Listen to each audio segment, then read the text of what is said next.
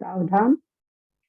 सिद्धम शुद्धम परिणीय तिलिंगवर्णेमि चन्द्रमकलङ्कं गुणरयन भूषणोदयं जीवस्य परुवनं वोच्छम्।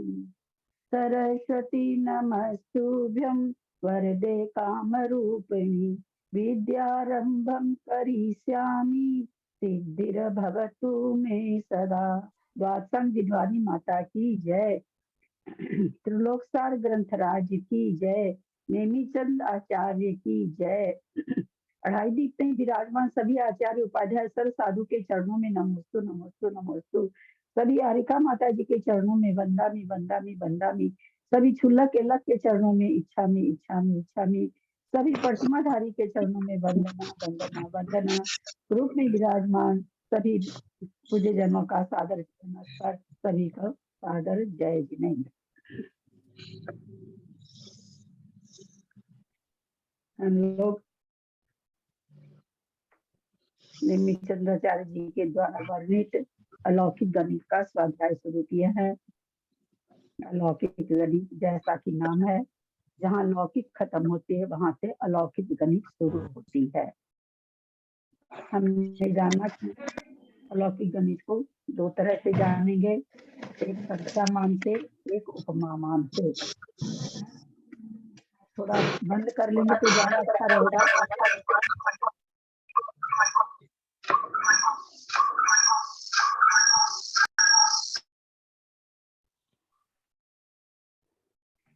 तो हमने जाना कि इसको चार तरह के होते हैं अलौकिक मान, द्रव्य, क्षेत्र, काल और भाव। उसमें से हम द्रव्यमान जानेंगे।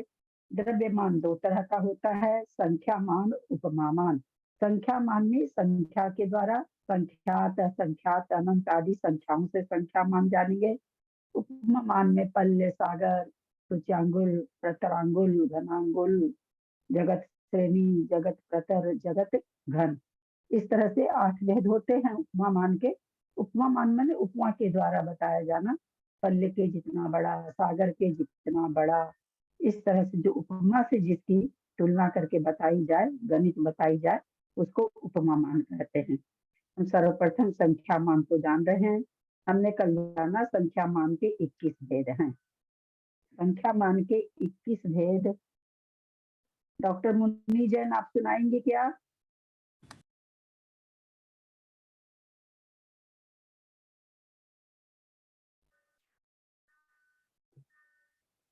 बोल पाएंगे? आप किताब देख के ही बोलिए, जवानी तो अभी नहीं याद हुआ होगा।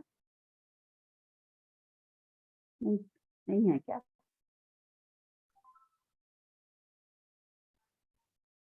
बिना देखे कौन बोल सकते हैं? नहीं, आप लोग तो खाए खेले हैं। दीदी क्या प्रणाम दीदी, क्या प्रश्न पूछा अभी पता नहीं चला हमें। अच्छा ठीक है, हमने पूछा 21 प्रकार की संख्या कौन कौन सी है, बता पाएंगे क्या? कोशिश करूं दीदी। अच्छा, मैं बता सकती, नहीं तो देख के भी बता सकते हैं। बिना देखे मैं बताने की कोशिश करती हूँ दीदी। हाँ ठीक है। बिना बताए मैं देख नहीं रही हूँ, बिना देखे बताने की कोशिश कर रही। 21 भेद संख्यात के पहले, संख्यात के हमारे 3 भेद हैं, जगन्य, मध्यम और उत्कृष्ट। फिर उसके बाद असंख्यात। इसको एक मिनट। जघन्य संख्यात, मध्यम संख्यात, उत्कृष्ट संख्यात, ऐसे बोलना है तो शब्द मुंह पर नहीं आएंगे ना। और मान लीजिए आप बोल रहे हैं, कोई अभी जुड़ रहा है, वो तो समझ ही नहीं पाएगा कि आप क्या बोल रहे हैं, है ना, इसलिए पूरा बोल। पहले हम मान के 3 भेद हैं, संख्यात, असंख्यात और अनंत। पहला है संख्यात। संख्यात के 3 भेद हैं, जगन्य संख्यात, मध्यम असंख्यात और उत्कृष्ट असंख्यात। फिर दूसरा भेद आता है असंख्यात। उसके 3 भेद हैं, परित असंख्यात, युक्त असंख्यात और असंख्याता असंख्यात। फिर परित असंख्यात के 3 भेद हैं, जगन्य, परित असंख्यात। आप लोग अपने को म्यूट कर लें, सबसे मेरी विनय पूर्वक प्रार्थना है, जो लोग नहीं बोल रहे हैं अपने को म्यूट कर लें। आपसे प्रार्थना है, शारदा देवी जैन, राजकुमारी जैन अपने को म्यूट करें, प्लीज म्यूट करें। शारदा देवी जैन, शारदा देवी जैन अपने को म्यूट करें। कर ही नहीं रही मैं पढ़ूंगी तो फिर जो बोल रही उनके म्यूट हो जाता है ना, इसलिए हो जाता है। चलिए डॉक्टर मुन्नी जैन आप खोलिए अपना, मेरे बंद करने से ये आफत हो जाती है ना। मुन्नी जैन आप अपना खोल लीजिए, मैंने म्यूट किया तो आपका भी म्यूट हो गया है। सुनीता जैन बोल रही हैं, मुन्नी जैन नहीं बोल रही हैं। दिल्ली वाली वो जो भी सुनीता। अच्छा ठीक है, तो बोलिए सुनीता जैन, आप बोलिए। दीदी ये कहाँ से असंख्यात से शुरू करूं या फिर से शुरू करूं? नहीं, असंख्यात से करिए। असंख्यात, असंख्यात के तीन भेद होते हैं, परित असंख्यात, युक्त असंख्यात और असंख्याता संख्यात। फिर हम परित असंख्यात के तीन भेद करते हैं, जगन्य परित असंख्यात, मध्यम परित असंख्यात और उत्कृष्ट परित असंख्यात। फिर आता है युक्त असंख्यात। युक्त असंख्यात के भी तीन भेद होते हैं, जगन्य युक्त असंख्यात, मध्यम युक्त असंख्यात और उत्कृष्ट युक्त असंख्यात। फिर तृतीय भेद आता है असंख्यात का, असंख्याता असंख्यात। इसके भी तीन भेद हो जाते हैं, जघन्य असंख्याता संख्यात, मध्यम असंख्याता संख्यात और उत्कृष्ट असंख्याता संख्यात। फिर हम आगे आते हैं अनंत में। अनंत के तीन भेद होते हैं, परित अनंत, परित अनंत, युक्त अनंत और अनंता अनंत। फिर परित अनंत के तीन भेद हो जाते हैं, जघन्य परित अनंत, मध्यम परित अनंत और उत्कृष्ट परित अनंत।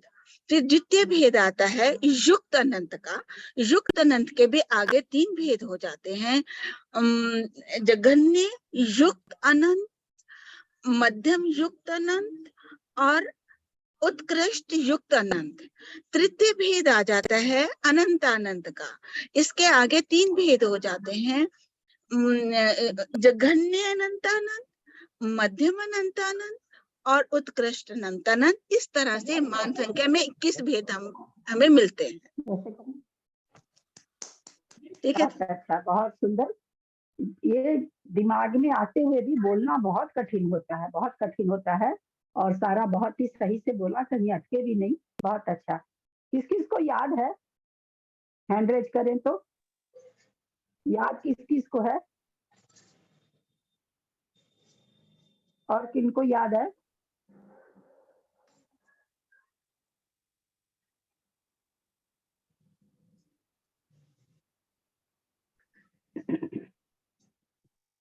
आपको भी याद है सुमन जी? आप तो शायद अभी करी है ना सुमन से ठीक।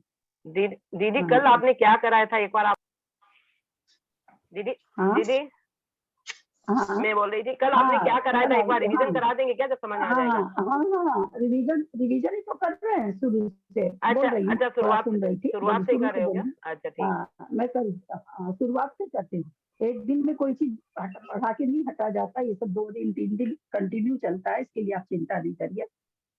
तो चलिए अब हम लोग अपने चलते हैं। तो हमने क्या जाना, चलिए शुरू से थोड़ा सा 2 मिनट में शुरू से बोल देते हैं। आज कोई नए लोग जुड़े हैं, उसके लिए कौन बताएंगे कि क्यों पढ़े हम अलौकिक गणित? अरे हमारा तो लौकिक में काम चल जाता है, तो हम अलौकिक पढ़ के क्यों माथा खराब करें? आगे क्या माथा खराब होता है सिद्धांतों को सुन सुन करके? इस अलौकिक गणित को क्यों पढ़ें? इसका पढ़ने का क्या कारण है? बिना किताब देखे इसके पॉइंट्स कौन बताएंगे? और खूब बढ़िया से बताएंगे, ताकि जो नए लोग जुड़े हैं, मेरा प्रश्न यह है, हम अलौकिक गणित क्यों पढ़ें?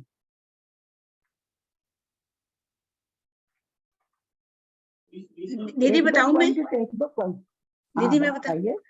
हम लौकिक गणित इसलिए पढ़ना है ताकि हमको ये पता तो चले संख्यात क्या है, अनंत क्या है।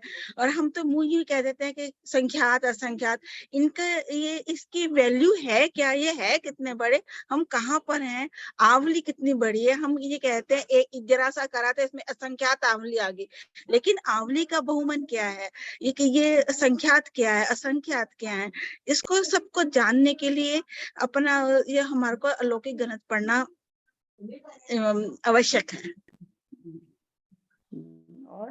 और अलग और कोई पॉइंट बोले, कोई जिनको याद है? दीदी मैं बोलूं, जहाँ से लौकिक गणित खत्म होता है वहाँ से अलौकिक गणित दीदी शुरू होता है। अनंत कहाँ तक है उसको जानने के लिए एक मिनट एक जन बोले, कोई भी शायद कविता मैं जी बोलूं? बोलेंगे क्या? हाँ, एक तो जिनागम को जानने के लिए, तीन और लोग की दूसरा विशालता पॉइंट की। अनंत कहाँ तक है उसको जानने के लिए, अनंत कहाँ तक है उसको जानने के लिए, और तीन लोग की विशालता के लिए। मैं बोलूं? हाँ, मैं बोलूं आंटी? कारण जानना, हाँ एक तीन मिनट लोग। बेटा, इसका कारण हम लोग को जानना बहुत जरूरी है। नहीं तो आपका बेटा ने आपको कह दिया क्या मम्मी अलौकिक अलौकिक लगा रखे हो, क्यों पढ़ रहे हो आप? तो आपको हेतु होगा तब तो। जैसे बच्चे आजकल कहते हैं क्या होता है ऐसा खाना खाने से, क्या होता मंदिर दर्शन से, हमारे पास हेतु होता है, पुष्ट हेतु होता है, तो हम बच्चे को संतुष्ट कर पाते हैं और बच्चे को अपने साथ ला पाते हैं। नहीं तो हमको नहीं उत्तर प्लीज आता है, जब तो दीदी नहीं बोलती कर है ना पाते। सब वापस अपने आप को म्यूट कर लेना, बहुत इम्पोर्टेंट विषय है, समझना बहुत जरूरी है। उसी तरह से आज कोई मान लीजिए घूमते फिरते आपके हस्बैंड है, क्या पढ़ रही है, सब क्या रखा है सब पढ़ने में, तो उनको ठोस हेतु दे सके, तब तब वो भी शायद झुक जाए। तो हमको हेतु तो जानना ही चाहिए ना। हम कोई सीए कर रहा तो पूछा जाए भाई तुम सीए क्यों कर रहे हो, डॉक्टरी क्यों कर रहे हो, तो किसी भाई हमको तो डॉक्टरी बहुत अच्छी लगती है, लोग ठीक होकर के जाते हैं तो उसमें बड़ा आनंद आता होगा, हम इसलिए डॉक्टर कर रहे हैं। कोई IAS बनना चाहता है कि हम इसलिए बन रहे हैं कि हम ईमानदारी से देश की सेवा कर सके, उनके लक्ष्य रहता है एक दिमाग में, और तब उस लक्ष्य के रहने से उसको वो बढ़िया से कर पाते हैं। तो उसी तरह अलौकिक गणित हम क्यों पढ़ें, ये लक्ष्य अगर हमारे दिमाग में रहेगा तो हम उसको क्लास खत्म होने के बाद हम उसको दोहराएंगे, देखेंगे, और घर के जो बच्चे सुन सकते हैं, बहू या बेटा या अपना हस्बैंड, उसको हम बताना भी चाहेंगे कि देखिए ऐसी ऐसी चीज है हमारे जैन धर्म में। तो वो बताने के लिए पहले आपके पास खजाना होना चाहिए ना। आप हम ही रीते रहेंगे तो हम दूसरे को क्या बताएंगे। तो हमको ये तो जानना ही चाहिए कि वे अलौकिक गणित क्यों पढ़े। तो इसमें 3-4 पॉइंट दे ही रखे, बाकी और भी जैसे अभी सुनीता जी ने कहा वो भी कितना भी पॉइंट बन सकता है, ऐसा नहीं कोई 4 ही पॉइंट है। 4 पॉइंट तो मुख्य किताब में पुस्तक में दे दिया गया। अब बताइए कौन बताना चाह रहे हैं? मैं कुछ बताऊं? हाँ बताइए। मैंने आज मुनि श्री अपूर्व सागर जी से बात की और बताया कि हम अलौकिक गणित पढ़ रहे हैं और ललिता जी इसको क्लास लेती हैं, पढ़ा रही हैं बड़े अच्छे से, तो बड़े प्रसन्न हुए वो और बहुत आशीर्वाद दिया। बोले कि इतना अच्छा काम कर रहे हैं आप लोग और ये बहुत जरूरी है इसको समझना, और इससे भगवान का केवल्य की महिमा का पता लगता है कि केवल्य है क्या। और तो बहुत आशीर्वाद दिया उन्होंने, बहुत प्रसन्न हुए, और आपको तो बहुत ही उन्होंने अच्छा बोला आपके बारे में। महाराज जी का बहुत आशीर्वाद है मेरे ऊपर, मैं इस मामले में बहुत भाग्यशाली हूँ।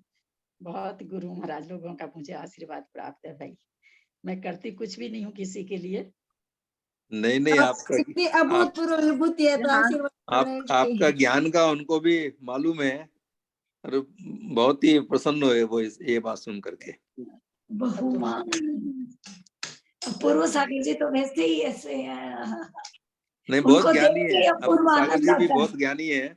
वही तो उनको देख के अपूर्व आनंद आता है। हाँ एग्जैक्टली। तो उनका मंद मुस्कान एकदम अधिकतर मौन रहते हैं। आज उनका कल उनका दीक्षा दिवस है। अच्छा कुंभोजी है क्या वो अभी? नहीं वो महाराष्ट्र में है, नांदनी में। नांदनी के पास ही है मंजू। नांदनी सांगली के पास है, सांगली के पास है, और सांगली से उनका विहार होगा भी 20-22 तारीख के आसपास अभी। उनके संग में और कौन कौन है? दो महाराज हैं, अपूर्व सागर जी और अर्पित सागर जी। अच्छा, 2 ही महाराज है क्या? हाँ, वर्तमान सागर जी के शिष्य हैं। तभी हमारा तो तब से ही परिचय है वर्तमान सागर से। हाँ, बहुत ज्ञानी है और बहुत ही अच्छी चर्या है उनकी। हमको भी बहुत आशीर्वाद मिलता है उनका। हाँ, बहुत जानते बिल्कुल। तो अलौकिक गणित क्यों पढ़ना जहाँ से चाहिए? जहाँ से एक पॉइंट दीदी मैं बोलूं, एक पॉइंट मुझे याद है, जहाँ से लौकिक गणित खत्म होता है वहां से अलौकिक गणित की शुरुआत होती है। तो मेरी बहना एक मैं बोल रही है, ये एक मिनट, ये मेरे प्रश्न का उत्तर बनता है क्या? मैंने ये तो पूछा ही नहीं कि अलौकिक गणित कहाँ से पढ़ना चाहिए या अलौकिक गणित कहाँ से शुरू होता है। अगर मेरा प्रश्न ये रहता कि अलौकिक गणित कहाँ से शुरू होता है तो आपका प्रश्न का उत्तर 100 में 100 हो जाता। भाई जहाँ लौकिक खत्म होता है वहाँ होता है। मैं तो ये पूछ रही हूँ कि हम क्यों पढ़ें, इतनी कठिन चीज को क्यों पढ़ें? मैं मैं बोल रही बताऊं हूँ, क्यों पढ़ रहे हैं? लौकिक गणित हम इसलिए पढ़ रहे हैं कि सबको म्यूट किए हैं क्योंकि बहुत 10-15 लोग खोल रखे थे। अब जिनको बोलना है वो बोले। मोना बोल रही है क्या? मोना बोलो। बोल रही हूँ। प्रणाम आंटी। हाँ, अलौकिक गणित हमें पढ़ करके हमारे भगवान का केवल ज्ञान तो पता चलता है कि कितना था, लेकिन हमारे मुनि महाराज ने इतना कुछ हमें लिख करके समझा दिया, उनकी दिव्य ध्वनि को सुरक्षित हमारे लिए करके भेजा है। और जब हम ध्यान में बैठेंगे या हम समाई करने बैठेंगे तो उस चीज का यदि हम ध्यान करेंगे तो हमारे ज्ञान का क्षयोपशम भी बढ़ेगा। मैं बोलूं, इसके 3 पॉइंट है। एक तो हम पंच परावर्तन को जानने के लिए पढ़ रहे हैं लौकिक गणित। दूसरा, अनंत गुणों की खान है, उसकी कितनी विशालता है उसको जानने के लिए पढ़ रहे हैं। और तीसरा, जिनागम को जानने के लिए पढ़ रहे हैं। बहुत सुंदर। क्यों पंच परावर्तन जानने के लिए क्यों पढ़े? क्योंकि पंच परावर्तन में हमें ये जाने कि हम अनादि काल से भ्रमण कर रहे हैं और सारी पर्यायों में आती बार बार अनंतों बार किया तो वो अनंत है क्या? ये अनंत हम जब यहाँ से जानेंगे तो हम पंच परावर्तन पढ़ेंगे तो हमारे रोंगटे खड़े होंगे, हमको सिहरन होगी, हमको अंतर मन में दर्द होगा। ऐसे हम पढ़ के निकल जाएंगे क्योंकि हमारे लिए जैसे 10 की संख्या वैसे अनंत की संख्या, बस उसके अलावा हमारे कुछ नहीं, मतलब ऐसा कुछ अंदर से एक झंकार नहीं उठती कि अनंत ऐसा बोल के नहीं होता है। लेकिन यही चीज जब हम अलौकिक गणित पढ़ लेते हैं तो उनको बहुत ज्यादा समझ में आ जाती है। और उन चीजों को इसके बाद जब हम लोगों ने पंच परावर्तन पढ़ा तो सब कोई सिहर रहे थे, बाप रे बाप, इसको इतनी बार करेंगे तब, इसको इतनी बार करेंगे तब, क्योंकि उस बार को ये लोग समझ चुके थे। तो इसलिए पंच परावर्तन के लिए और कह देते आत्मा में अनंत गुण है। तो अरे अनंत गुण कितने गुण, अनंत गुण है, आसान से हम लोग तो कह देते हैं आत्मा में तो अनंत गुण है। अरे वो अनंत है कौन सा, जाने तो सही वो अनंत गुण है, वो है कितने गुण, काउंटिंग में कितने हैं, उस अनंत की महिमा तो हम जाने। और 3 लोक की विशालता किस लिए? असंख्यात। 3 लोग कितना है? असंख्यात परदेशी है। क्या छोटा सा शब्द हम लोग रख रखे हैं, असंख्यात। अरे संख्यात तो पहले निकाल लो, सारे ग्रुप के हम लोग जितने हैं सारे खून का पसीना हो जाएगा फिर भी हम लोग नहीं निकाल सकेंगे। हम तो उस असंख्यात को जानेंगे कि आखिर में 3 लोग कह के बहुत आसानी से हम लोग, अनंत आकाश है उसके बीच में पुरुषाकार की आकृति है, बस वो 3 लोग है और कुछ नहीं है। पर उस 3 लोग को जाने तो खड़े होते, रोंगटे खड़े होते हैं, वैराग्य की उत्पत्ति होती है, ध्यान करने के लिए सामग्री मिलती है। ये पढ़ करके जिस तरह से पंच परावर्तन पढ़ के ध्यान करने की सामग्री मिलती है, सामायिक करने सामग्री मिलती है, उसी तरह से अलौकिक गणित पढ़ करके हमको एक दिन का विषय हम पूरी सामायिक उसको हमको दोहराना है, उसकी सामायिक कर लीजिए, पूरी दोहराई जाती है और ज्ञान भी हो जाता है। तो जाने तो सही कि आखिर भगवान की दिव्य ध्वनि में कैसा कैसा कीड़ा है, उनको क्या क्या दिखता है, कहाँ तक की चीज दिख रही है उनको। कह देते हैं भगवान को सब दिखता है, सब, अरे सब क्या दिखता है, सब क्या दिखता है, सब दिखता है, सब दिखता है, सब दिखता है। उस सबको हम खाली संख्या से जाने कि भगवान को संख्या कितनी दिख रही है। तो इस तरह से अलौकिक गणित का पढ़ने का। फिर उसके बाद है कि भाई जहाँ लौकिक खत्म हुई वहां से अलौकिक शुरू हुई। आपका साधारण सा प्रश्न हो सकता है कि भाई संख्यात तो हमारा लौकिक गणित है, संख्यात तो कितनी सी दूर हमारा है, एक कुंड भरने लायक जो 46 अंक प्रमाण है, आपका लैपटॉप हो सकता है, पता नहीं आजकल क्या क्या चलता है ना, कि इस तरह का है, इस तरह का, मैं तो नहीं जानती हूँ। उस लैपटॉप से एक बार 46 अंक प्रमाण संख्या पढ़ के तो बताइए। कोटा में कोई टीचर थे, मैथमेटिक्स के टीचर, काफी अच्छे, 40 साल से पढ़ा रहे थे। उनके सामने जब ये चीज आई, बोला भैया हम तो इतना बड़ा संख्या पढ़ ही नहीं सकते हैं। ये हमारे त्रिलोक सार में इसके पढ़ने का तरीका बताया हुआ, आज हम वो भी बताएंगे आप लोगों को। इसको पढ़ने का तरीका भी आज बताएंगे। कल तो केवल अपने लोग थोड़ा सा परिचय तक जा सके, आज और सूक्ष्मता से एक एक चीज को हम लोग लेंगे। तो भाई गणित, अलौकिक गणित कितनी तरह की, तो बोल दिया भाई एक तो लौकिक और अलौकिक तो हो ही गई। पहले तो गणित दो तरह की, लौकिक और अलौकिक। लौकिक गणित जो हम लोग पढ़ते हैं वो, अलौकिक गणित जहाँ लौकिक गणित खत्म होती है वहाँ अलौकिक गणित। अलौकिक गणित के लिए क्या कहा गया कि वो 4 प्रकार से उसका गणित निकाला जाता है, द्रव्य से, क्षेत्र से, काल से, भाव से। प्रश्न उठता है कि गणित भी कोई द्रव्य, क्षेत्र, काल, भाव से होता है? और देखिए हमारे ये जिन धर्म की केवल महिमा है, और केवल जैन धर्म में ही ऐसा है, द्रव्य से क्षेत्र की तुलना कर देते हैं, क्षेत्र से काल की तुलना कर देते, समय को आकाश के प्रदेश से। प्रदेश तो हो गया क्षेत्र, काल हो गया समय। हम लोग सत्संख्या योग द्वार पढ़े हैं, तो हम लोग देख ही रहे थे किस तरह से द्रव्य का मान क्षेत्र से बता देते हैं, क्षेत्र का मान। हम लोग जब इसको पढ़ने के बाद और आगे पढ़ेंगे तो हमारे भी ये सब चीजें आएगी। काल से कर लेते हैं, काल का प्रमाण भाव से बता देते हैं। ये चीजें अन्य किसी धर्म में नहीं है, ये हम बिल्कुल गारंटी से कहते हैं, क्योंकि हमारे अन्य धर्म पढ़े हुए हैं इसलिए। और ऐसा नहीं कि केवल झांका हुआ है, क्योंकि बचपन से रुचि थी तो पढ़ते ही थे। तो ये केवल अद्भुत चीज की द्रव्य से क्षेत्र का मान बता देना, क्षेत्र से काल का मान बता देना, ये अद्भुत चीजें हमारे जिनागम में ही है। हम कहाँ से जाने ये चीज? अलौकिक गणित शुरू किए तो जाने, नहीं तो जानते ही नहीं कि हाँ ऐसा भी होता है, इस तरह का भी हमारे जैनागम में है। तो इसमें केवल अलौकिक गणित में हम द्रव्यमान समझेंगे। द्रव्यमान 2 तरह का होता है, एक संख्या मान, एक उपमा मान। संख्या मान में 21 तरह की संख्या, जो अभी सुनीता जी ने बहुत ही अच्छी तरह से बताई। उन 21 संख्या को निकालेंगे, कैसे निकालेंगे उसकी विधि बताई गई है। 21 संख्या, हम 21 प्रकार की संख्या कैसे निकालें ये बताई जाएगी कि वो संख्या कैसे निकलती है। उपमा मान उसको कहते हैं, उपमा के द्वारा, जैसे हम कहते हैं किसी का गोरा रंग देख के क्या कहते हैं, ये चांद सी गोरी है। क्योंकि गोरापन के लिए कोई हमारे पास नाप तोल नहीं रहता, तो हम क्या कह देते, चांद सी गोरी है। वैसे बहुत बरस निकल जाए, बहुत बरस किसी चीज का निकल जाए, तो हम तुलना क्या देते हैं, पल्ले के बराबर समय निकल गया, है ना भाई। 10-12 घंटा से ये काम चल रहा है, असंख्यात वर्षों से ये काम चल रहा है, तो असंख्यात वर्ष का पल्य होता तो कह देते पल्यों से ये काम। तो पल्य में कितने वर्ष वो नहीं, असंख्यात वर्ष होते ही पल्य कह दिए, यानी उपमा दे दिए। तो उपमा मान यहाँ बताया गया कि 8 तरह का होता है। समय आने पर हम देखेंगे, वैसे नाम अभी बोल देते हैं, पल्य, सागर, सूच्यांगुल, प्रतरांगुल, घनांगुल, जगत श्रेणी, जगत प्रतर, जगत घन। इस तरह से 8 प्रकार का उपमा मान होता है। जहाँ उसकी पढ़ाई आएगी हम उसको समझेंगे। संख्या मान हम लोगों ने जाना 21 तरह का होता है। 21 तरह में संख्यात 3 तरह का, जघन्य संख्यात, मध्यम संख्यात, उत्कृष्ट संख्यात। यहाँ जघन्य संख्यात 2 है।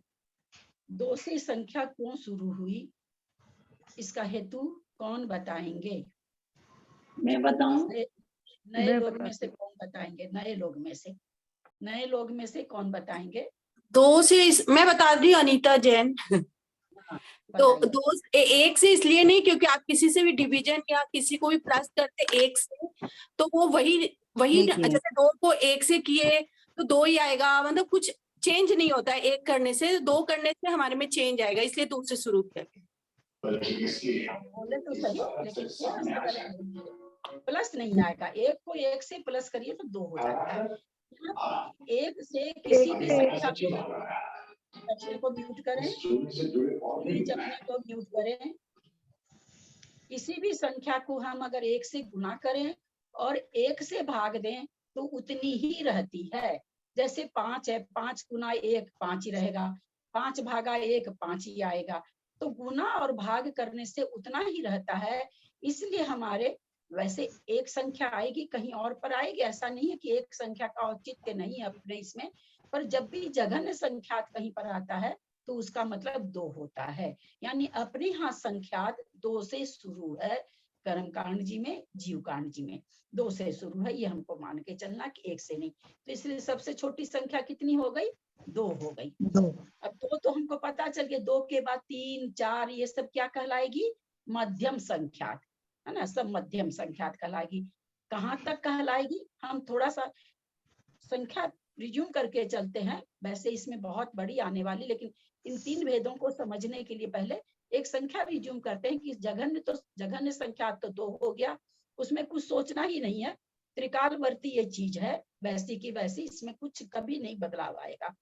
हम उत्कृष्ट को एक बार मान लेते हैं कि 1 लाख है, तो 1 लाख तो हो गई उत्कृष्ट, 2 हो गई जघन्य। अब इसके बीच की सारी संख्या मध्यम कहलाएगी।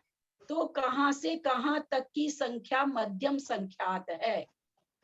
कहां से कहां तक की संख्या मध्यम संख्यात है? कोई नए लोग बताएं। मैं बताऊं 1 लाख में से 1 घटाएंगे उतनी है। 3 से लेके, दीदी मैं बताऊं, 3 से लेके 9,999, 99,999, सॉरी 99,999। तो क्या करें, उत्कृष्ट 1 लाख था। हमेशा ध्यान रखिएगा, किसी भी ग्रंथ को पढ़ें, संख्या मान जहां भी आएगा, जघन्य संख्या 1 होगी, या भाव की बात आएगी तब भी उत्कृष्ट भाव 1, जघन्य भाव 1, बीच के सारे मध्यम भाव। किसी भी चीज में हम चले जाएंगे, चाहे त्रिलोक सार पढ़ें, चाहे तिलोय परिणीति पढ़ें, चाहे कर्म कांड पढ़ें, चाहे जीव कांड पढ़ें, हमेशा ये परिभाषा याद रखें, जघन्य भी 1 होगा, उत्कृष्ट भी 1 होगा। एक परिप्रेक्ष्य की बात कर रहे हैं, जहां पर कहीं पर ऐसे होगा कि भाई उत्कृष्ट के अनेक भेद हैं, वो अलग चीज हो जाएगी।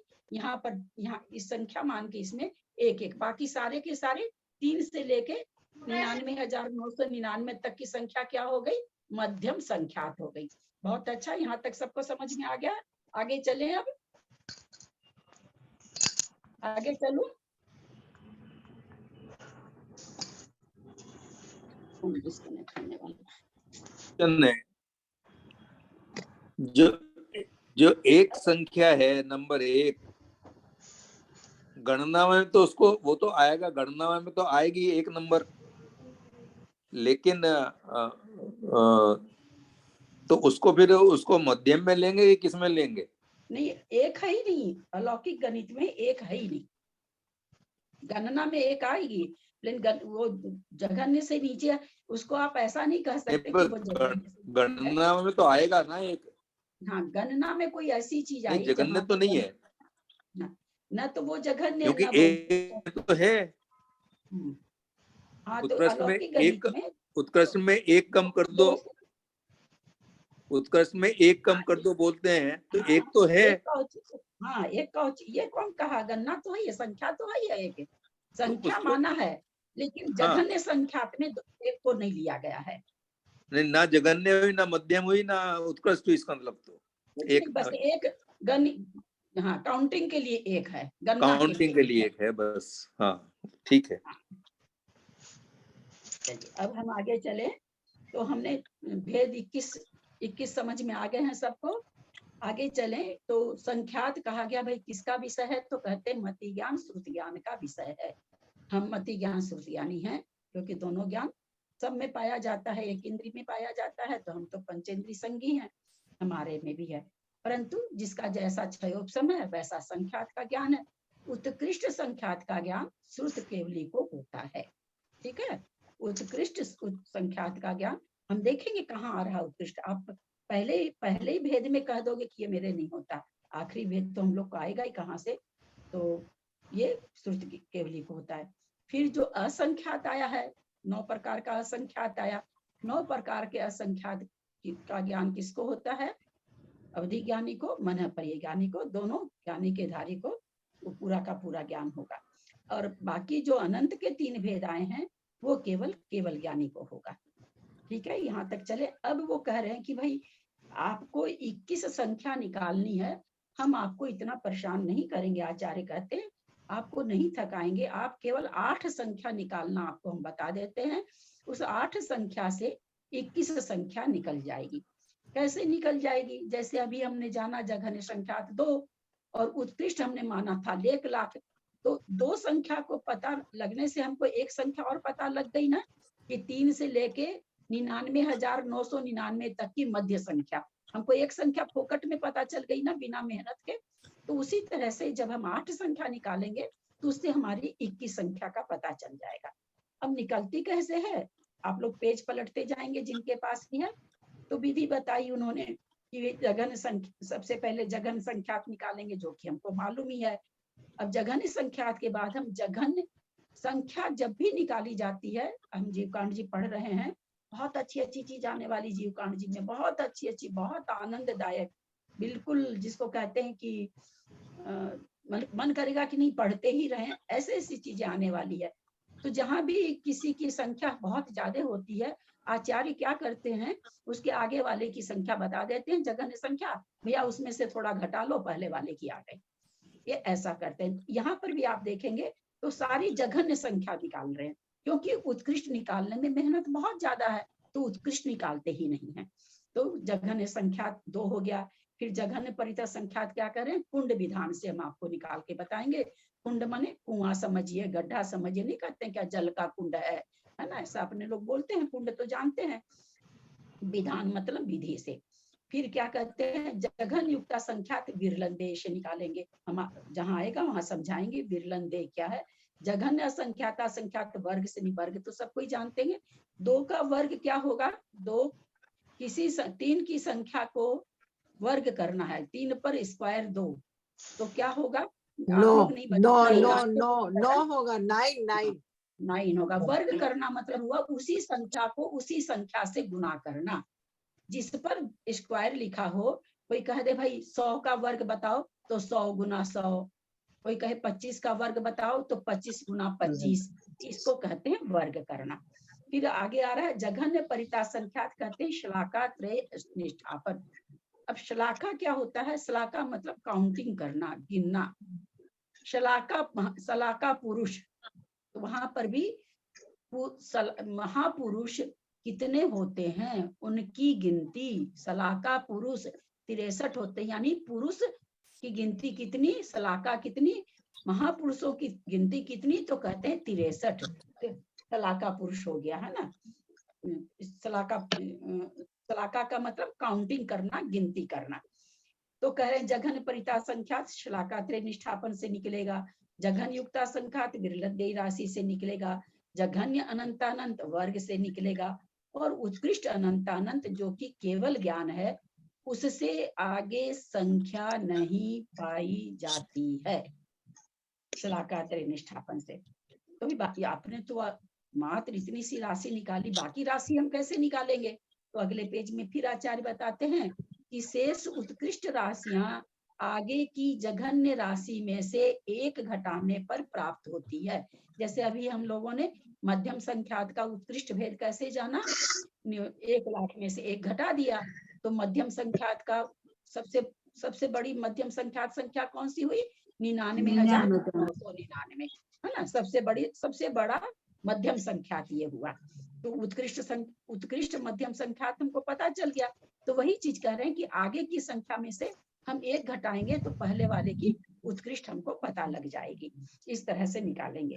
फिर कहते जघन्य मध्यम कैसे पता चलेगा, भाई ठीक है आपने उत्कृष्ट तो बता दिया, तो कह रहे जघन्य आपको पता है, निकाल रहे हैं आप, उत्कृष्ट 1 निकाल के माइनस करके निकाल लेंगे, बीच की सारी संख्या मध्यम कहलाएगी। कोई प्रश्न है यहाँ तक? किसी का कोई प्रश्न है? चलते हैं आगे। थोड़ा भी नहीं समझ में आए आप लोग पूछिएगा, बहुत समझेंगे तो मैं अपना अनुभव बताती हूँ, बहुत आनंददायक विषय है, और नहीं समझेंगे तो भी आनंददायक है, क्योंकि यहाँ तो भाषण होगी। एक क्वेश्चन है इसमें जो 8 संख्या हमने निकालने का जो तरीका है, कुंडल विधान, विरलंदे, वर्ग, ये सब दिया है, लेकिन सबके सब में जनरली हमने जगन्य संख्या को ही पता करने के तरीके बताए हैं, लेकिन अंत में जो 8वां है उत्कृष्ट अनंतानंद भी है उसके अंदर, तो उत्कृष्ट अनंतानंद इसका मतलब हम निकाल सकते हैं। क्यों क्यों करा, क्यों? अब उसके आगे की संख्या ही नहीं है ना। उत्कृष्ट अनंतानंद से आगे संख्या नहीं है कि वो संख्या में -1 करके उत्कृष्ट अनंतानंद आ जाता है। वही तो कह रहे हैं ना बार बार, ये अंतिम संख्या है। जितनी जितनी भी संख्या है, जितना भी, उसकी सबसे अंतिम संख्या। जब ये बेचारी अंतिम है तो इसको, इसके आगे कोई है ही नहीं, तो किसमें से घटा के इसको जानेंगे? इसलिए उत्कृष्ट में तो इसको जानना ही पड़ेगा। जानने म्यूट कीजिए, कुसुम जी म्यूट कर लीजिए। ठीक है, ठीक है, ठीक। अब असंख्यात हमने जाना कि संख्यात तो हमने जघन्य जान लिया, संख्यात 2, और मध्यम संख्यात हम जान रहे कि 3, 4 आदि लेकर के अब कहाँ तक होगी ये हमको बाद में पता चलेगा। तो सबसे पहले अब हमको उत्कृष्ट संख्यात पता करना है। म्यूट कीजिए। पड़ेगा जघन्य, परित, असंख्यात। असंख्यात के 3 भेद थे, परित, युक्त और असंख्यात। उस परित के 3 भेद थे, जघन्य, मध्यम, उत्कृष्ट। यानी उत्कृष्ट संख्यात से पहला भेद कर लीजिए। कौन सा आएगा? जघन्य, परित, असंख्यात। उत्कृष्ट संख्यात के बाद में सबसे पहली संख्या आ रही है जघन्य, परित, असंख्यात। तो हम जघन्य, परित, असंख्यात को निकालेंगे, जिसको आचार्य ने कहा कि कुंड विधान के द्वारा निकलेगी। अब सबसे पहले जघन्य, परित, असंख्यात को निकालने के लिए हम क्या करेंगे? 4 कुंड बनाएंगे। 4 कुंड कैसे बनाएंगे? 1 लाख योजन तो क्या चौड़ा, और हाँ चौड़ा व्यास, और 1000 योजन गहरा। अब इसमें कल हमने इतना ही बता के छोड़ा था, इसका विशेष आप लोग जानना चाहते, थोड़ा सा और देर के बात करते हैं। 4 कुंड बनाए, 1 लाख योजन व्यास का वाला और 1000 योजन चौड़ा गहरा।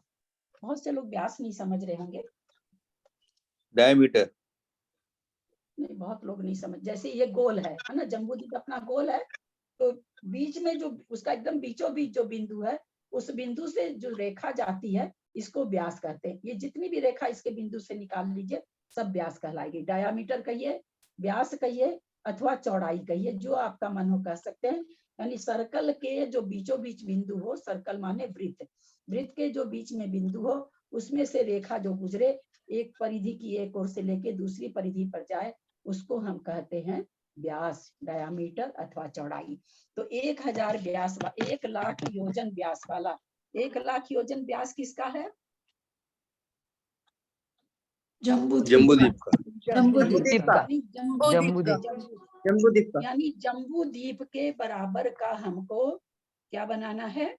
एक गड्ढा खोदना है। अब 1 लाख योजन को अगर हम किलोमीटर बनाना चाहें तो कैसे बनेगा? पेज निकालें आप लोग। अच्छा, ये पृथ्वी कितनी बड़ी है? पुराने लोग को तो याद होगा, तो हो सकता है। पूरी पृथ्वी विज्ञान साइंस के हिसाब से कितनी बड़ी है, कितने योजन की है? 40 करोड़ मील हो जाएगा। 12,000 योजन।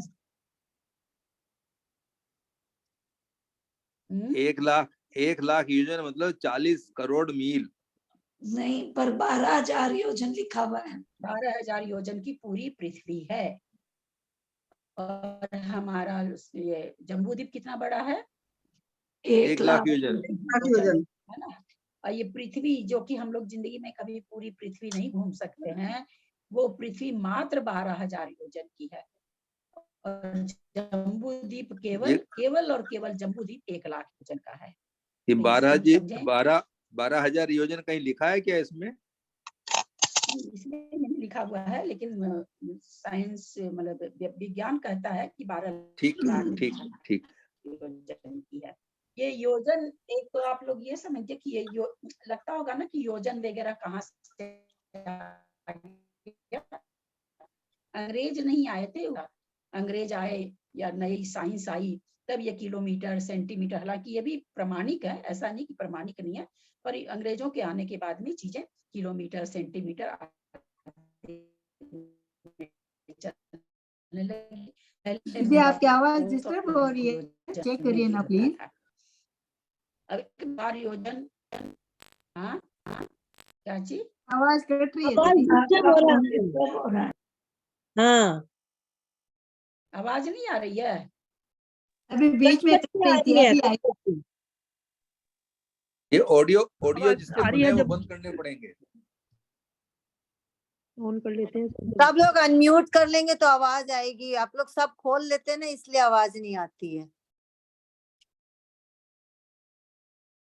तो जो संसार के जितने हमारे काम चलते हैं वो व्यवहार योजन से चलते हैं, और जो हमारे जितने अनादि निधन द्वीप हैं, समुद्र हैं, पहाड़ हैं, जो भी हैं, जो परमार्थिक चीजें हैं वो प्रमाण योजन से चलती है। परिमाण योजन व्यवहार योजन से 500 गुना होता है। तो व्यवहार योजन बहुत यानी उससे 500 गुना बड़ा होता है परमार्थिक जो द्वीप समुद्र की परमाणु चलते हैं उसके। तो 1 लाख योजन का हम 1 लाख योजन चौड़ा यानी व्यास वाला 1000 योजन का हमने गड्ढा खोदा, और ऐसे हमने 4 गड्ढे खोदे। इन्होंने नाम क्या दिया चारों गड्ढों का? एक का नाम दिया अनवस्था कुंड, दूसरा का शलाका कुंड, तीसरा का प्रतिशलाका कुंड, चौथा का महाशलाका कुंड। नाम से हम लोग समझे कि ये अलग अलग नाम क्यों हैं। तो इसलिए है कि अनवस्था कुंड, तो इसलिए अनवस्था मतलब जो अवस्थित नहीं रहे, यानी हमेशा बदलता रहे। तो जो अनवस्था कुंड है वो हमेशा आगे आगे बदलता जाएगा, यानी बदलने का मतलब अभी 1 लाख योजन चौड़ा है, 1000 योजन गहरा है, आगे जाके ये कई लाख योजन चौड़ा हो जाएगा, और गहराई सब जगह 1 लाख योजन रहेगी। गहराई नहीं बदलेगी, गहराई सब जगह 1 लाख योजन रहेगी, लेकिन इसका व्यास, इसका डायामीटर अथवा 1 लाख नहीं, 1000 योजन। 1000 योजन, 1000 होगा। 1000 हाँ, गहराई हमेशा 1000 योजन रहेगी, कभी भी नहीं बदलेगी। चौड़ाई कहाँ बदलेगी, कैसे बदलेगी हम समझेंगे। शलाका कुंड किस लिए है? तो शलाका का मतलब हम लोगों ने भी समझा कि गिनती करना। भाई किसकी गिनती करेगा? तो अनवस्था कुंड की गिनती के लिए कर। फिर प्रतिशलाका बोला उसी का भाई है, वो शलाका कुंड की गिनती करेगा कि शलाका कुंड कितनी बार भर गया। फिर महाशलाका बोलो वो प्रतिशलाका को गिनती करेगा कि प्रतिशलाका कुंड कितनी बार भर गया है। शलाका मतलब गिनती करना। अब जघन्य परित असंख्यात हमको निकालना है। तो जो कुंड हमने बनाया वो कुंड हम सरसों से भरेंगे। कितना बड़ा कुंड है, इसका घनफल क्या होगा? 2 पाई आर स्क्वायर इंटू एच, ये इस घनफल होता है गोल चीजों का, सिलेंडर वगैरह का।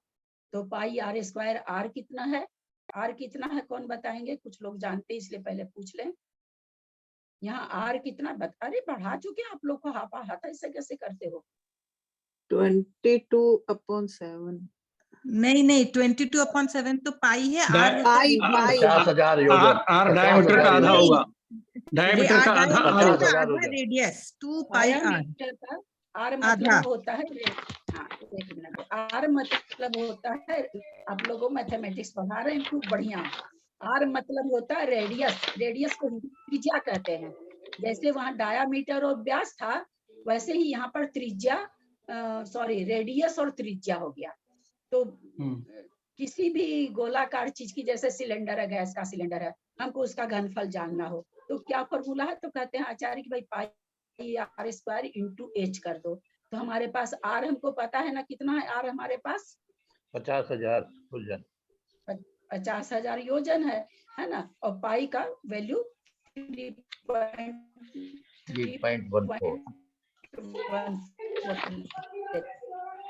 ललिता दीदी आवाज एकदम ही कट कट के आ रही है, क्या समझ में नहीं आ रही? आवाज कर देते हैं, आवाज फैल रही है, कट कट के आ रही है। मेरे यहाँ तो कोई ऐसी परेशानी होनी नहीं चाहिए। नहीं दीदी बीच बीच में ये इसलिए आ रही है क्योंकि ऑडियो खुले हुए हैं। हाँ, ऑडियो खुले होंगे तो कट कट के आएगी, फैल के आएगी आवाज। ऑडियो अगर एक भी खुला रहेगा किसी का तो कट कट के आवाज आएगी। इसलिए आप लोग को बार बार बंद करना पड़ेगा अपने आप को, है ना। थोड़ा सा ध्यान दीजिए। देखो पीछे बच्चों की आवाज भी आ रही है, किसी के बोलने की आवाज भी आ रही है, इसका मतलब ऑडियो खुले हुए हैं।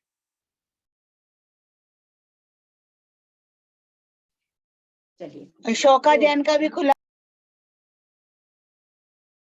चलिए अब चलते आगे। तो हमको किसी भी गोलाकार चीज का अगर हमको घनफल मालूम करना है, अगर केवल उसका क्षेत्रफल मालूम करना तो पाई आर स्क्वायर, लेकिन हमको तो घनफल चाहिए। चूंकि उसका घनत्व तो मालूम होगा तब तो हम उसमें सरसों अटेगी, उसका प्रमाण जानेंगे। तो पाई आर स्क्वायर इंटू एच, तो हमको आर मालूम है तो 50,000 गुना 50,000 और गुना एच का मतलब जो उसकी गहराई है यानी 1000 योजन। यानी खूब आराम से कुंड की और घनफल निकल सकता है, बहुत इजीली। ये तो बिल्कुल अपने से कागज पे निकल जाएगा, हमको इसके लिए कोई कंप्यूटर या लैपटॉप की जरूरत नहीं पड़ेगी। ये आप एक बार स्लेट पे लिख के बताइए ना, मैं नहीं समझी, हम लोग मैथ ऐसे पढ़े हुए ही नहीं है। ठीक बात है। ये देखिए है ना, जैसे ये सर्कल है ना। अब ये सर्कल है, इसको कोई कहे भाई ये सर्कल में कितनी जगह है, आप बताइए। जगह तो घेर रहा है ना, तो इसका फॉर्मूला आचार्य ने कहा पाई आर स्क्वायर। पाई मतलब 22/7 होता है ना। लिखा हुआ भी होगा, नहीं लिखा क्या?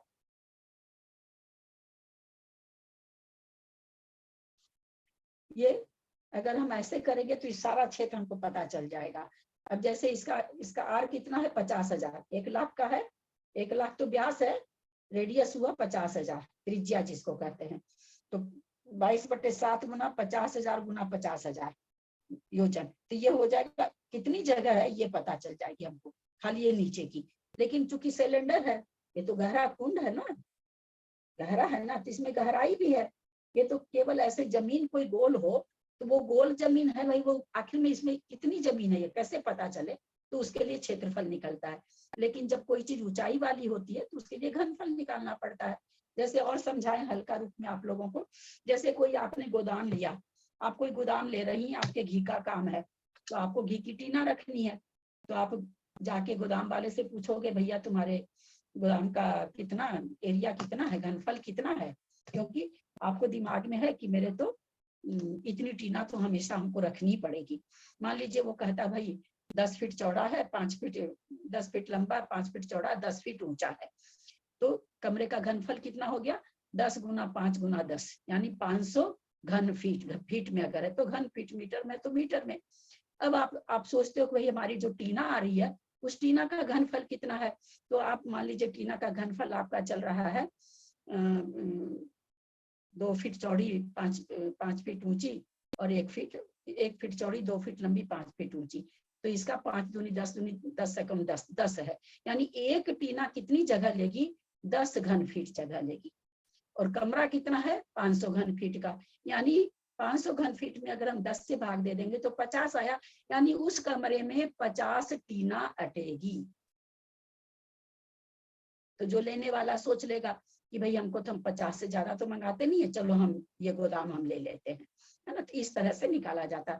तो यहाँ भी हम क्या होगा कि जो हम बना रहे हैं, कुंड बना रहे हैं, पिरामिड के जैसे भर रहे हैं, तो हम कुंड का घनफल निकालेंगे, पिरामिड का घनफल निकालेंगे। पिरामिड मतलब जो ऊंचा करके भरा जा रहा है। और उस घनफल में हम क्या करेंगे, सरसों के घनफल से अगर हम भाग दे देंगे तो हमारे कितनी सरसों आ रही है ये हमको पता चल जाएगी। जैसे कमरे के घनफल में हमने टीन के घनफल से भाग दे दिया तो कितनी टीना आएगी हमको पता चल गया। तो उसी तरह से गड्ढे के घनफल में, कुंड के घनफल में अगर हम सरसों के घनफल से भाग दे दें तो सरसों कितनी वो हमको पता चल जाएगी। लेकिन हमारे पास क्या है, हमारे पास कुंड का तो सारा चीज है कि कितना गहरा है कितना चौड़ा है। सरसों का हमारे पास कुछ भी नहीं है, लेकिन सरसों की काउंटिंग है हमारे पास। कितनी है काउंटिंग? 43 अंक प्रमाण, 46 अंक प्रमाण, वो काउंटिंग है। 46 अंक प्रमाण। तो हम क्या कुंड के घनफल में और सरसों की काउंटिंग से अगर हम भाग दे देंगे तो हमको सरसों का घनफल मिल जाएगा। ये हम तरीका बता रहे हैं, हमसे निकाल नहीं सकेंगे। सरसों की संख्या 45 अंक के बराबर है। 46 अंक 40 अंक प्रमाण। पिरामिड बनेगा ना, पिरामिड पिरामिड बनेगा तो 46 अंक प्रमाण होगा, और पिरामिड नहीं बनेगा तो 45 अंक प्रमाण। अब अभी और एक प्रश्न पूछ रहे हैं, इसमें पुराने लोग नहीं बोलेंगे, जो पढ़ चुके हैं, क्योंकि वो फट से उत्तर दे देंगे। चलिए चलिए, तो हम इस तरह से इसकी संख्या निकल सकती है। तो चूंकि जो 46 अंक प्रमाण संख्या है वो इतनी बड़ी है, हम उसको कर नहीं सकेंगे। 46 अंक प्रमाण संख्या को पढ़ने का तरीका लोग साहब जिनके पास होगा वो खोल के देख सकते हैं। उसमें आचार्य ने बताया, नेमीचंद आचार्य ने, वहाँ उनका कहना कि वे 7-7 अंक के आप कॉमा डाल दो, 7-7 अंक से पीछे से, क्योंकि अंक का नाम वामगति होता है, तो पीछे से यानी जो लास्ट की संख्या वहां से आप 7-7 छोड़ करके आगे तक डालते जाओ। शायद वो पीडीएफ में होना चाहिए, होना तो चाहिए पीडीएफ में। हाँ है ना, कुल सरसों का प्रमाण। तो देखिए 4/11 को छोड़ के 7-7 क्या एक ग्रुप बना दिया। 7 का ग्रुप क्यों बनाया? 7 संख्या का क्या होता है? करोड़ होता है ना। 7 संख्या देखिए तो 7-6-0-1 लिख के देखिए, करोड़ होता है कि नहीं? होता है, 1 करोड़ होता है ना। तो इसलिए 1-1 करोड़ पर उन्होंने डाल दिया, तो 7-7 के क्या 8 होगा? हाँ दीदी, इकाई, दहाई, सैकड़ा, हजार, 10,000, लाख, 10 लाख, 1 करोड़ होगा ना। तो 8वां आ रहा है वैसे तो, अगर इकाई से शुरू करें तो 10 लाख। अरे भाई कहाँ से होगा? आप लोग तो आचार्यों को भी ये कर देते हैं। आपकी आवाज लाख में 5 बिंदी आएगी, फिर 10 लाख में 6 बिंदी, और करोड़ में 7 बिंदी। 7 बिंदी, एक के ऊपर 7 बिंदी करोड़ हो जाएगा। हाँ, एक में 7 बिंदी करोड़ होता है। 7 बिंदी करोड़ हो जाएगा ना। तो वही तो, क्योंकि आगे संख्या है ना, इसलिए तो 7 बिंदी है, तो 7 बिंदी के 7-7 का एक समूह बना लिए। अब इसमें कितने समूह बने? वैसे 6 समूह बने। उसके बाद 4 संख्या बच गई। तो इसको पढ़ने का तरीका आचार्य क्या बताए भाई? 1997 बुक खुल रखी होगी, उसमें आप 6 बार कोटि कोटि बोलो, क्योंकि 6 कोटि आया। तो 1997 आवाज कटी है आंटी, समझ में नहीं आ रहा। कोटि कोटि कोटि। आवाज आज एकदम क्लियर नहीं आ रही है, समझ में नहीं आ रहा। पता नहीं क्या कारण भाई, मेरे यहाँ तो कोई गड़बड़ बीच बीच में कट रही है, आ भी रही है, नहीं भी आ रही है, दोनों बात है। 1 मिनट, तो वो भी बंद कर दिया था कल भी। ओ हाँ ठीक है, कैसे हो क्या चालू? मैंने तो बंद कर दिया था, अब नहीं आएगी। ओ भैया बंद, अरे क्या बात है, चालू क्यों हो जा रहा है?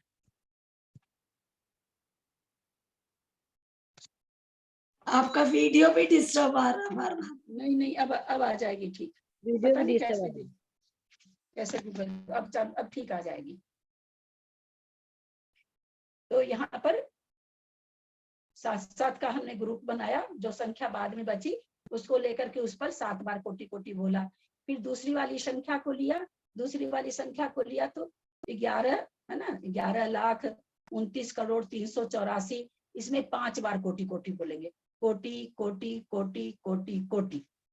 फिर दूसरे 5 नंबर वाली पर आएंगे, फिर क्या बोलेंगे? 51,31,636 कोटि कोटि कोटि कोटि।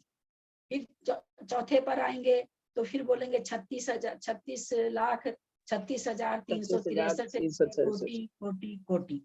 तो इस तरह से जितने कोटि बचेंगे उतने बोलेंगे। तो इस तरह से इसकी बोलने की शैली, जो कि त्रिलोक सार में बताए हैं, आचार्य की बताई हुई है। ये मैंने कुछ नहीं निकाला है, आचार्य त्रिलोक सार में बता रहे हैं इस तरह से। तो इसका पढ़ने का तो इतनी ये आएगी। अब आप लोगों से एक प्रश्न है, नीचे 45 अंक प्रमाण है, ऊपर 46 अंक प्रमाण कह रहे आ रही है संख्या, तो टोटल कितने अंक प्रमाण आएगी? जो नए लोग हैं वो बताएं, जो जानते हैं पहले से मेरा पढ़ाया हुआ वो नहीं बोलेंगे। बोलेंगे तो फंसेंगे, फिर उनको बताना पड़ेगा कैसे, इसलिए नहीं बताने में भला कैसे याद होगा नहीं आप लोगों को।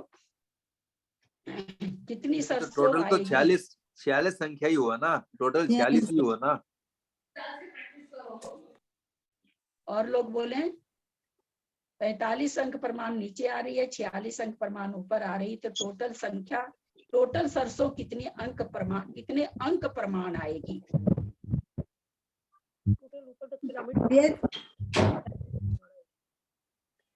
आप म्यूट है दीदी। 46 अंक प्रमाणित होगी, 45 अंक प्रमाण तक पहले ना 46 अंक प्रमाण 46 कैसे आएगी, उदाहरण से समझाइए। वो पिरामिड की तरह बनाएंगे तो एक प्रमाण और बढ़ जाएगी ना, एक अंक प्रमाण और बढ़ जाएगी। शिखाओं के जैसे पिरामिड की तरह बनाएंगे तो एक अंक प्रमाण और बढ़ के फिर 46 अंक प्रमाण हो जाएगा। अगर बराबर पूरा भरे तो 45 अंक प्रमाण आएगा, और पिरामिड की तरह भरा तो 46 अंक प्रमाण आएगा। आप नीचे जो 45 अंक प्रमाण नीचे है सरसों, 46 अंक प्रमाण पिरामिड में है सरसों, तो 10 गुना ज्यादा हो जाएगी ना। तो इसका मतलब 91 हो गया क्या? 91 प्रमाण? यही तो पूछना चाह रहे हैं ना, जल्दी से आपने तो बोल दिया, पूरा प्रश्न सुने नहीं, फिर से सुनिए आप लोग, फिर से अच्छा, सुनिए 46 सबको। बताया। हाँ नहीं, पहले फिर से सुनिए। प्रश्न ये है कि 45 अंक प्रमाण सरसों कुंड में परात में आटा लिए, बराबर बराबर एकदम आटा भर लिए, अब परात में आटा डाल करके खूब ऊंचा कर रहे हैं। तो आचार्य कह रहे हैं कि नीचे तो 45 अंक प्रमाण सरसों आ रही है, पिरामिड में 46 अंक प्रमाण सरसों आ रही है, तो टोटल सरसों कितनी आ रही है? टोटल तो फिर दोनों को मिला के 91 हो जाएगी क्या? 91 ही तो होगा। 10 गुना ज्यादा, 10% ज्यादा होगा ना उससे। परसेंट नहीं, गुना। यहाँ परसेंट वगैरह क्या, जो चीज परसेंट में मैंने पूछा क्या कितना परसेंट है, मतलब आई मीन टू से 10 गुना ज्यादा होगी, तभी एक डिजिट बढ़ जाएगा ना, 45 से 46 हो जाएगा।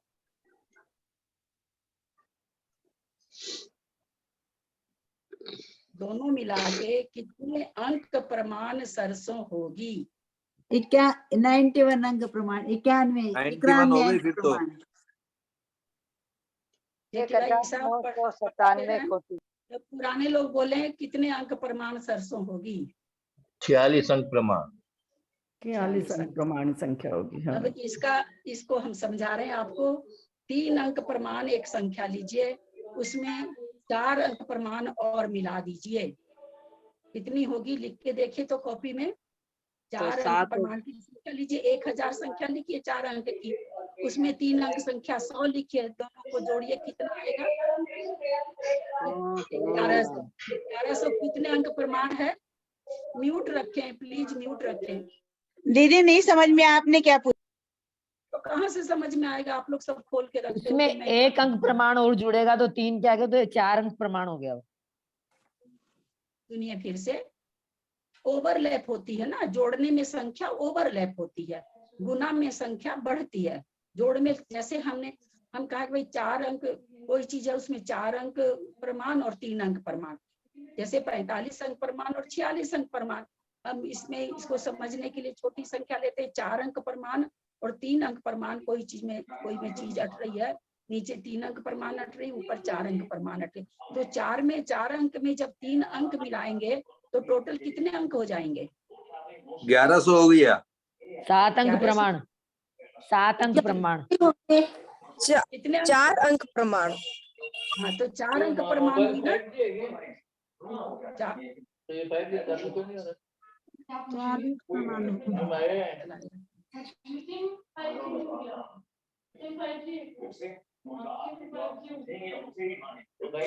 आज तो बहुत ही डिस्टर्ब हुआ है दीदी, कुछ दीदी भी समझ आपकी तो आवाज नहीं आ रही है, दूसरी आवाज आ रही है बंद कर लो ना मुन्नी जी आप बंद।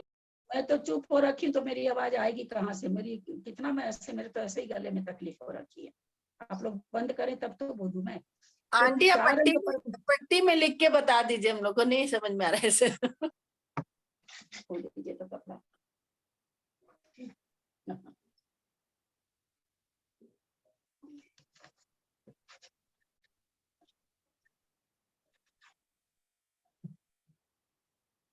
जैसे 4 अंक प्रमाण हमने कहा, 4 अंक प्रमाण एक संख्या में, और आप उसमें 3 अंक प्रमाण संख्या और मिला दीजिए। 4 अंक है ना, दिखाई दे रहा है सबको? अब दिखाई दे रहा है ना सबको? 4 अंक है ना। अब इसमें 3 अंक की संख्या हमको मिलानी है।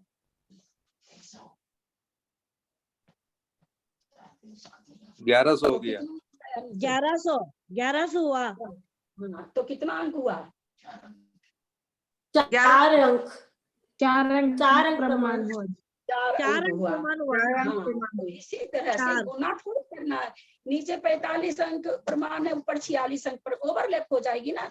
जैसे ऊपर इसको आप 46 अंक प्रमाण मान लो, इसको आप 45 अंक प्रमाण, एक ही तो कम है ना, ये 45 अंक प्रमाण मान लो, तो टोटल 4 अंक प्रमाण। तो 4 अंक की प्रमाण तो आई ना, 46 अंक प्रमाण है तो 46 अंक प्रमाण आई ना ये संख्या।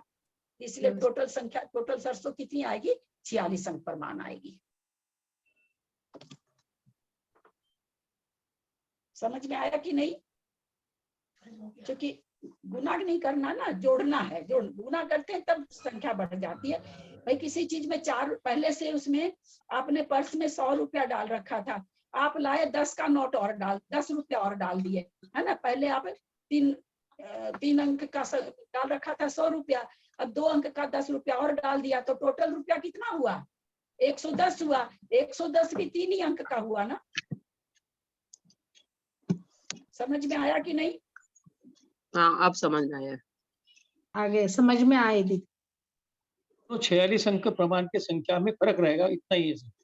पहले जोड़ करने के बाद में दूसरी 46 अंक प्रमाण संख्या जो आएगी वो ज्यादा रहेगी, इतना ही फर्क पड़ेगा, लेकिन अंक प्रमाण तो 46 ही रहेगा। पहले हम 1000 है ना, 1000 अंक संख्या, 1000 की संख्या 4 अंक प्रमाण है, जोड़ करके भी 4 अंक प्रमाण आई।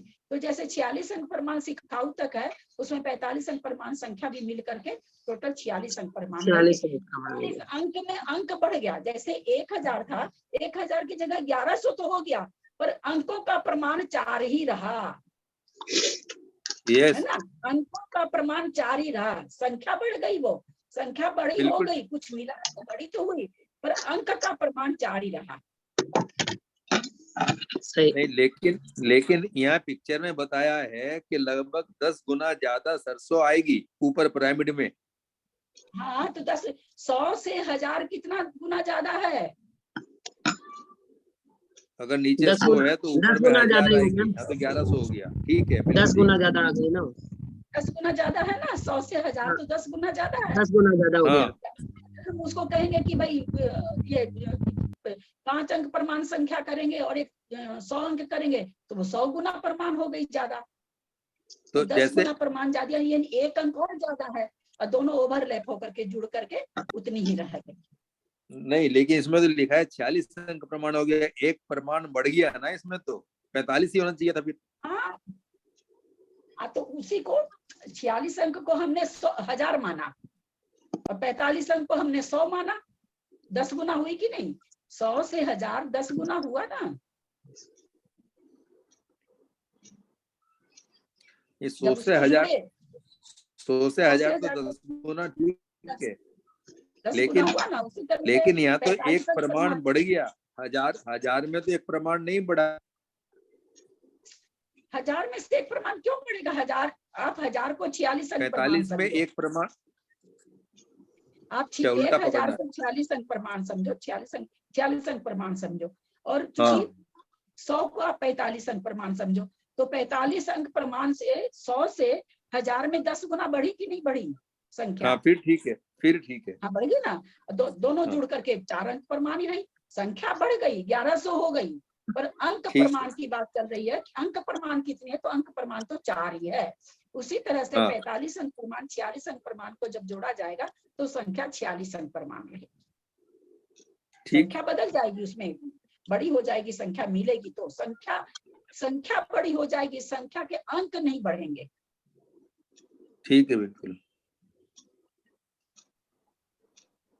समय हो गया है, ठीक है। कल शाम को ये क्लास नहीं होगी। कल क्या है? कल अष्टमी है। सहस्त्रनाम स्तोत्र नहीं होगी। कल 14 कल नहीं, कल चतुर्दशी। चल दीदी दोपहर शाम दोनों टाइम में सहस्त्रनाम स्तोत्र होगा क्या? कल तो चतुर्दशी है वैसे तो। सहस्त्रनाम स्तोत्र दोनों टाइम दिन सहस्त्रनाम स्तोत्र होगा क्या? किताब तो छूनी नहीं है, लेकिन इससे करना पड़ेगा हमको। तो दोपहर में तो क्लास चालू कर देंगे, आप लोग जीवपान कर लीजिएगा, हमेशा जैसे करते। करना है क्या? क्लास चालू कर देंगे आप लोग, करेंगे तो आप लोग। 14 है ना कल? हम तो बोले दोनों टाइम ही जी सहस्त्रनाम करवा दो ना कल आप। तो करते हैं ना सब कोई, 14 अष्टमी को गाथा का उच्चारण नहीं करते हैं और गाथा का शब्दार्थ कर लेते हैं सब कोई। तो आप लोग अगर करें तो हम खोल देंगे। आप लोग कोई आगे होके करवाएगा तो बैठ जाएंगे दीदी, कर लेंगे। वही कहते कि हाँ, आप लोग को आपस में देखना पड़ेगा, कोई आप लोग हाँ कहें तो हम चला देंगे। और ऐसे तो कल विचार तो नहीं है मेरा, क्योंकि सहस्त्र नाम फिर हमको तो इसमें क्या कहते हैं, मोबाइल में देखना पड़ेगा। किताब तो किताब कैसे छुएंगे। परसों होगी क्या क्लास? जिनवाड़ी नहीं छुएंगे क्या? एक मिनट, हाँ ना, हाँ 1 मिनट, ये वाली क्लास रख लेते हैं, फिर लोग सार से है, और वो नहीं रखेंगे, जीवकांड तो नहीं करेंगे, जीवकांड तो कभी करते ही नहीं है। ये वाली रख लेंगे शाम को। और परसों फिर रविवार है, परसों रविवार को तो शाम को ये क्लास होती नहीं है, और दोपहर वाली कर लेंगे जीवकांड। तो आप लोग को पढ़ना पड़ेगा, है ना, आप लोग को पढ़ना पड़ेगा।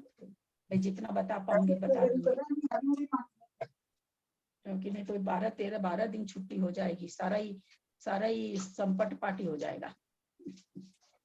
ये क्लास कल होगी रविवार। नहीं तो अभी जरा प्रोग्राम दोबारा बता दीजिए, किस तरीके से क्लास चलेगी? कल शाम को ये क्लास होगी जैसे हो रही है, परसों नहीं होगी, परसों रविवार को नहीं होती है ये शाम वाली क्लास, और फिर सोमवार को जैसे चलता वैसे चलेगी। दोपहर वाली क्लास कल नहीं होगी, परसों हो जाएगी। परसों देखते हैं कैसे करते हैं, परसों हो जाएगी। तो जिनवाड़ी के हाथ नहीं लग रहा है क्या दीदी? अरे मेरी वो चाची सास गुजर गई ना, बता दीजिए। मैसेज में आया ना, गलत तो है। आज एक्चुअली मोबाइल खोली नहीं, थोड़ा सा ऐसे ही चल रहा था घर में। नहीं तो मैसेज इनकी चाची जी, चाची सासू हो गए ना। अंक प्रमाण समझ में आया है कि नहीं सबको? कुछ लोगों को शायद अंक प्रमाण समझ में नहीं आ रहा था। अंक प्रमाण का मतलब अब थोड़ा आ गया। कल भी थोड़ा सा एक बार समझाती हूँ मैं। अंक प्रमाण एक बार और बता दी। हाँ दीदी, यही होगा ना, वो जमा करके चाहे 91 होता है, लेकिन अंक प्रमाण तो उतना ही रहता है ना। 91 कैसे होगा? समझ में आ गया। जैसे हमने 1000 और 100 को किया, 1000 और 100 को जमा ही किया ना, हम इसको 46 अंक प्रमाण समझ लेते हैं। देखिए आप चुप रहिए, हम इसको 46 अंक प्रमाण समझ लिए है ना, एज्यूम कर लिया कि ये 46 अंक प्रमाण है। अब इसके नीचे हमको 45 अंक प्रमाण लिखना है। आचार्य क्या कह रहे हैं, 45 अंक प्रमाण से 10 गुनी 46 अंक प्रमाण है, यानी 10 गुनी 10 हमको कम करनी, 10 में कम करनी है, तो हम 45 अंक प्रमाण को 100 मान लिए। 100 से 1000 10 गुनी है कि नहीं? 10 गुनी है ना। अब इसको जोड़ेंगे तो कितना होगा? 1100 होगा। तो 1100 तो हो गई, बढ़ तो गई 700, लेकिन अंक कितना हुआ? 4 के 4 ही रहे।